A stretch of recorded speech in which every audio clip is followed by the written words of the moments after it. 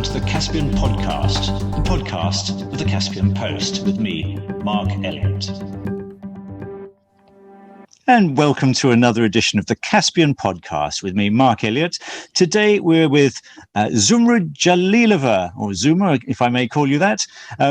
Zuma's got a fascinating background. She has studied law, international relations, and gender.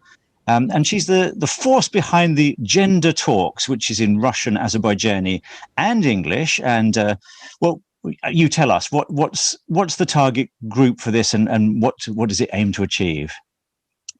Hey everyone, and hi Mark.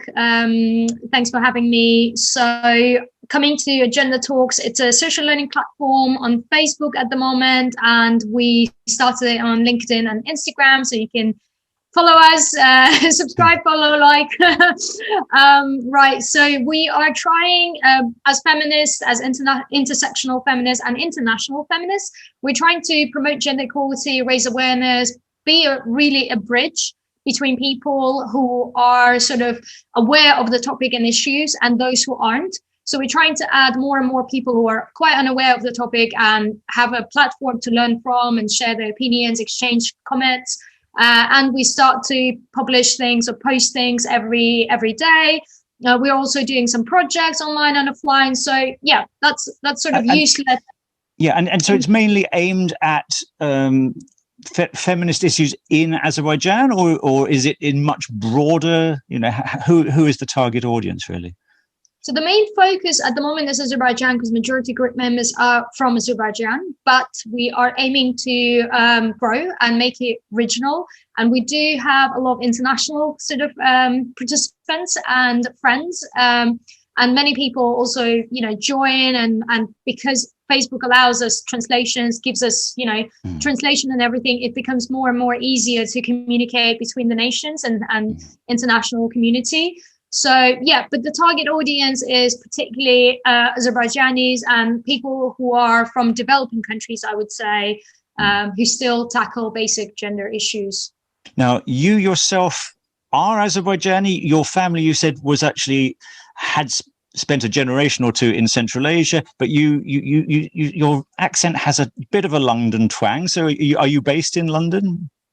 I am based in the UK, but I moved here only a year ago. I've been living in Baku, working, teaching and everything. And and I'm Azerbaijani, fully. Now, one of the things that you'll hate us for, but just on this podcast 2 or 3 weeks ago, it was International Women's Day, and much to my embarrassment, there were two guys talking about women in Azerbaijan. I feel ashamed, but all the more reason that I'm delighted to have you along now. And towards the end of it, Fuad, who had been telling us a great deal about how Azerbaijan had, was started very well in feminism. He was reminding us that at the end of World War I, your country was well ahead of ours in giving women the vote, even if it was nominal, because it didn't actually happen. But at least in principle, I think there was female suffrage. But towards the end, there was a very interesting comment that he made about how, well, he's very, very keen on equality, but he's rather worried about the defeminization of women through feminism. Now, I suspect that from your intersectional feminist way of looking at things, that's one of those subconscious things that we men don't even realize that we've got something really wrong there. So could you sort of unpick that a little bit and also just tell us a little bit more about what are the issues for women in Azerbaijan as we go into the 21st century? Thank you very much for bringing it up and for admitting and acknowledging that it wasn't particularly, it's totally fine for you, obviously, to discuss International Women's Day and sort of, look at the history and support in a way. But since it's International Women's Day, it would have been good to give a platform and space for women to make their voices heard and obviously share their concerns and demands and requirements. And I do know Fuad Bey. I had the opportunity to sort of not sort of present him a topic within the Baku State University, because he came as a guest, and we had a gathering with teachers and lecturers and everyone. So I was talking about gender in media, and he was very keen on discussing those topics. And he was a student basically of the head of the department, Riana Ibrahimbiakova. So we had a very lovely discussion there. And that being said, I felt like he knows what feminism is, but it seems like he maybe doesn't do his research, or maybe he is also sort of getting this information from media, particularly Azerbaijani media, and not doing, more sort of doesn't try to understand it better, or maybe hear it from feminists themselves. And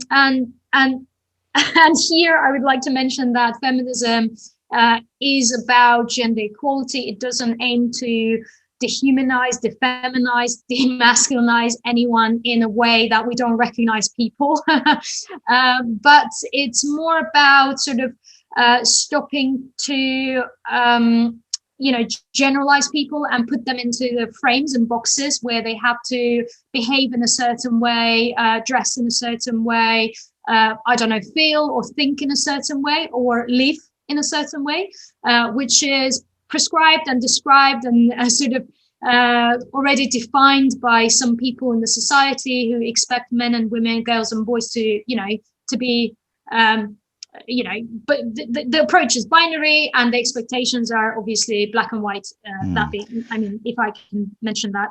And that being said, I do know that a lot of people believe that Azerbaijan was far ahead Europe and other countries in 1918 and everything. And of course, it's a very great event that happened in our history, and I'm also very proud of it. But it was nominal in a way. Although I've heard that some of the actions happened, actually, women did go and vote. And also we have a very interesting case when women actually protested on a boulevard, because back then they participated in sort of achieving democracy or an independence, but then boulevard was only for men and their mistresses and foreigners and lovers. And then women, I do not know when exactly it happened, but I tend to say it's either March or February, closer to the International Women's Day. I think because they knew that this is the day of sort of, International Women's Day, and there's a union around the world or some protests around the world. And women actually went to the boulevard with their children and claimed the space back. So that's another historical sort of moment that many don't know or don't mention. I'll keep it sweet and short and sweet, but I will elaborate further. Yeah. Well, can I just also ask, I know that I think for people that don't know Azerbaijan and they see that it's on the border with Iran and that a lot of Azerbaijanis actually live in Iran, it's almost surprising that perhaps for a man visiting Azerbaijan, the extremely beauty conscious way Bakuvians particularly go about it, the enormous numbers of beauty salons and the sort of maybe it's my words, but slightly objectivizing themselves that some Bakuvian women seem to achieve. It's almost, is that a way of actually saying, look, we're not under the strictures of an Islamic regime? Or is that a sign of being independent, or is that a sign of, or somehow being prey to a non-feminist agenda, or how do you see it? Does that make any sense, my question? Well, I will try to answer it in a way that I understood it. I'm sorry, a rambling question. No worries. I will attempt it my way. I believe there are some. So basically, Azerbaijan is not Islamic country, and it's very different to Iran. Obviously, even though Islam is a huge part of of the country's identity in a way, of national identity, it's still not. It doesn't prevail sort of other factors and other sort of elements that make Azerbaijanis. And of course, there's an influence from Iran, and there's a sort of battle going on between religious institutions or religious leaders who sort of see it as a way women should behave or women should be, and then among women or young generation who who are actually some religious, but still don't want to, cover themselves or go to mosque necessarily every day, but I can't really speak on their behalf because it's just a very general interpretation of mine. Of course, there are feminists who are covered as well, and that doesn't mean that they don't feel empowered, or they don't feel like they don't they can't act in a certain way. So it's not very probably easy to describe this, but coming back to what you've described, I think, of course, we have beauty standards and this elegancy, this beauty, this expectation, like even Fuad's expectation, sort of that women have to be feminine, or femininity should be in a certain way. You should look a certain way, you should behave in a certain way, and that makes you women. And if you don't, then, something is wrong with you, or you are feminist, or you're lesbian, or whatever. They try to they sort of lead the conversation to the very wrong direction, and they sort of also deceive themselves as well, because it's not the case. They're just making it up. Of course, among the I look quite feminine. Look at me. I am I'm a very sort of determined feminist, but I nevertheless even if I looked sort of like men, or whatever they sort of imagine in their heads, or perceive the way they perceive me, it should be totally fine, because it's the way I feel. It's the way we're humans. In the end of the day, we're not sort of born with certain expectations to be like. It's all constructed. It's all socially constructed, of course. All these beauty standards, expectations, behaviors. Gender, as anyone would say, gender is a social construct. So, and whoever understands that will understand that obviously this expectations of femininity or masculinity, of course, is wrong. But that being said, of course, everyone has feminine and masculine features in themselves. And I myself am androgen type, which, contains both sort of natures or, behaviors or whatever. I think if we're honest, most of us do actually. Yeah, obviously. It's not like that simple to say, exactly. You have to be feminine and that's what makes you women. So anyway, very shortly, if I manage to sort of touch upon things that you tried to describe. So now, I have to say, a piece you wrote that I really loved was about the Azerbaijani cinema and gender roles that came out of it. And you had a line that you said, you cannot be what you cannot see. And I thought, that's a really, really interesting and important thing, isn't it? And of the films that you touched at, I was interested. You did write a fair bit about The Second Bullet. Now, for people who haven't seen it, I do suggest to everybody, get on YouTube and watch The Second Bullet. It's a fascinating film. But I'm interested to know, just very briefly, the film is about life, a wedding in a small town or village, which is where the virginity of the bride is announced to the village by the shooting of 2 bullets. And things go bad because the second bullet doesn't fire. And so that's the basis of the film. It's a brilliant film, I think. But you discussed it at some length. Now, given that you're saying we can't be what we can't see, do you think that the level of the way that film is portrayed is almost too clever, that it makes it, I suspect it could almost be seen as not critical? Or do you think it's very obvious that this is a parody in a way? I personally think that it's very obvious, but at the same time, some people might, again, perceive it in a bit different way. But I do believe that the film director made it very, as you said, in a very clever way and very sort of obvious way at the same time. And he touched on very necessary elements and buttons in a way.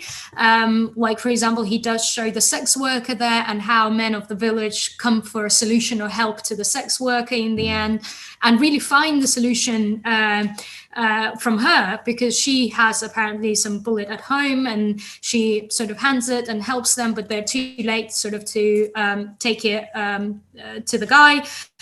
And that being said, I think it's obviously about small village, and it's not a widespread tradition in Azerbaijan, or it's not widely practiced. But those things happen, and we do have some peculiar ways of sort of objectifying women, or possessing them, or showing that they belong to someone or something, and their virginity is very important, and and it belongs to the men of the family, and if she dishonors them, that's it. So and is that still the case, that oh yeah. Yeah, that's very much and it's even left in the, so unfortunately it's sort of in Baku, maybe you wouldn't, I mean, I would still say even in Baku it's a huge thing, but at the same time, for example, at the weddings nowadays, they put the red ribbon, and it doesn't sort of has the same meaning as it used to necessarily for some people. They just do it because it's that's a tradition, or that's how it was. So it's sort of a cultural thing now, that it's sort of this patriarchal tradition became part of culture, which is terrible, I believe, and it should be obviously eliminated, and it shouldn't take place in our at our weddings, but it still goes on, and it still demonstrates and symbolizes girls' chastity and her virginity and honor. And that being said, what you cannot see, you cannot be what you cannot see. In that article and context relates more to role models and what we see on TV and media, and what kind of gender roles and behaviors and attitudes we see, and how they are presented to us. And if we don't see women who are they make their own decisions, they're politicians, they're leaders, not necessarily, I mean, I don't want to make it seem like women are like men, or for her to be recognized or respected, she has to be a politician or leader, not necessarily, or bank officer, economist, whatever. She doesn't have to, but unfortunately she's presented, or she's shown only in one sort of way, and that is the problem. So and there are obviously a lot of other problems. now one of the things I'm very interested in solutions, and I watched you do an excellent talk with the US Embassy quite recently. One of the things you mentioned was a Baku Jigsaw. Can you just in a few seconds tell us what that is and how that will help? Yeah, absolutely. So me and my friends, we produced a book which is called Cesur Kızlar, Stories for Brave Girls. And it's a great product. It's a great book that features 20 female role models and their stories. Okay. And we have illustrations, 10 historical women and 10 modern day women who can be role models. So we'll help girls and boys to see them and be them. And I was inspired by a project that was done by UN Women. It was a great illustration that inspired me, and I decided to turn it into a product and make a jigsaw puzzle. So I collaborated with a friend of mine in Holland. She's also my compatriot from Azerbaijan, Leila Ali, and we developed a nice illustration of Baku that achieved gender equality, diversity, and inclusion.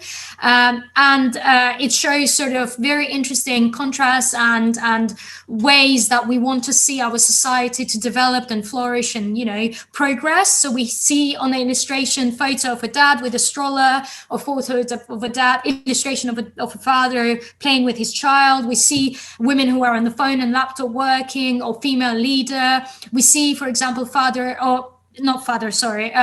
a man or a guy cooking, and then we put their message life skills. So we try to sort of illustrate it all, and also provide important messages that we want to deliver to children as well as adults. So hopefully that product will be launched this month. You can place pre-orders if you want. Like, subscribe, follow as usually.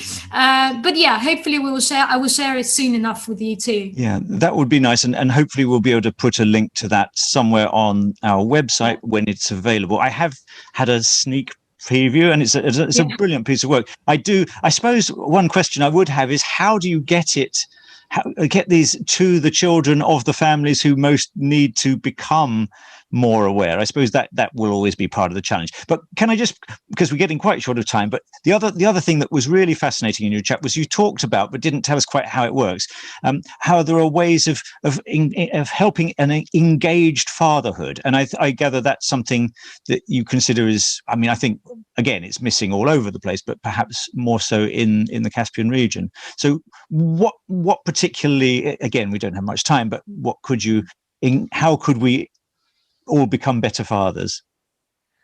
Well, I can say that we did start a project with UNFPA. The project is funded by EU. Thank you all.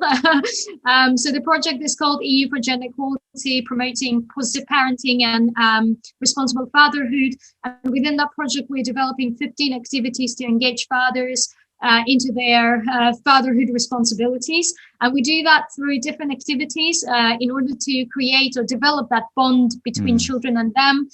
Cooking class, workshops on DIY, bedtime stories, so reimagined fairy tales that they're going to hopefully submit to us, and we will be able to make a book out of it.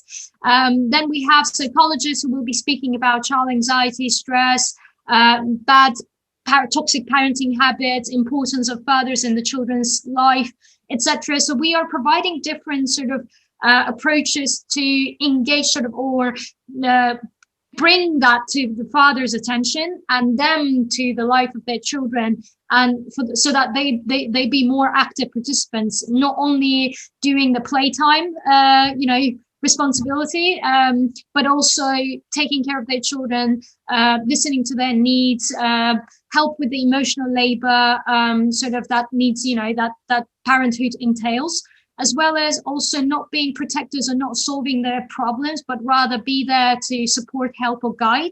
Because in Azerbaijan, it's a very widespread approach for parents to solve children's problems or to help them financially. And I mean, generally speaking, of course, there are other individual cases and families as well. But that being said, unfortunately, parents do not let the freedom that is needed for children, especially girls, when it comes to their education or career or traveling abroad. I still face I still hear quite a lot of stories, and now we're dealing with a few cases where we try to help girls to go on a program to grow her career and self-development for her self-development. And it's a huge obstacle at the moment with fathers who don't allow them or try to guard them or put their brothers to guard them. So that is all done to bring the topic to the attention. Hopefully engage them more actively in the parenthood, and not only again playing and providing financially some support, but rather be there as a friend, be there as a full-time parent, so to say, despite them working maybe full-time as well. So very shortly, I would say. Anyway, I'm thank you so much. Now, I mean, as we say, you can't be what you cannot see, but I think we need to see more of you, because I think you're an inspiration, and I'm absolutely sure that the more people can see people like yourself doing what you do, this will really be of an inspiration for everyone. I'm afraid we have really run well out of time, and I know you have a wedding to go to, even if it's virtual. Online. But thanks so much for joining us, and I'll just say thank you for all the viewers for joining us today. This was the Caspian Podcast from the Caspian Post. We'll be putting some links as soon as we can to Zuma's various projects. Thank you for joining us. Thank you, Zuma. Thank you so much. Stay safe.